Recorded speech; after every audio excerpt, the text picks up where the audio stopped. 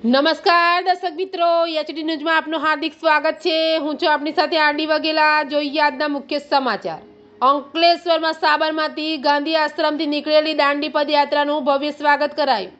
અમદાવાદ સાબરમતી આશ્રમ ખાતેથી નીકળેલી દાંડી પદયાત્રાને નીકળેલા રિટાયર્ડ લેફ્ટનન્ટ જનરલો, બ્રિગેડિયરો અને અન્ય કુલ 11 સભ્યોની ટીમ અંકલેશ્વર ખાતે આવી પહોંચતા જવાહરબાગ ખાતે ભવ્ય સ્વાગત કરવામાં આવ્યું હતું।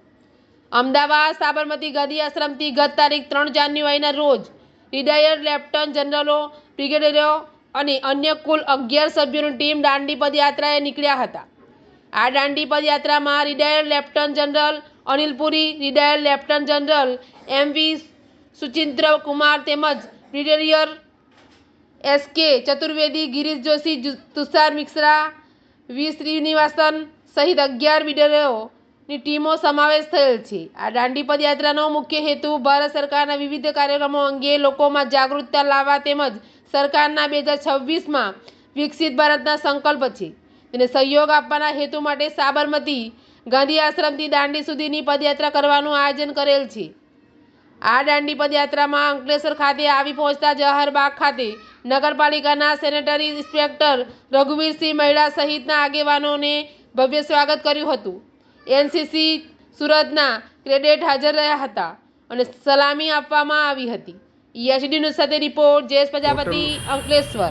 10 लोग हैं जिसमें एक कल हमसे आधा जो है ना यात्रा के कारण उनको जाना पड़ा। अभी हम 9 हैं आज और हमारे पास बाद में 5 और जुड़ेंगे, तो जब हम दांडी पहुंचेंगे तो हम 14 लोग हो जाएंगे टोटल। ठीक है। दूसरा, हम 2 तारीख को सब साबरमती पहुंच गए थे और 3 को हम साबरमती से चले और हम 17 तारीख को दांडी पहुंचेंगे और ये टोटल जो डिस्टेंस है तकरीबन 400 किलोमीटर है।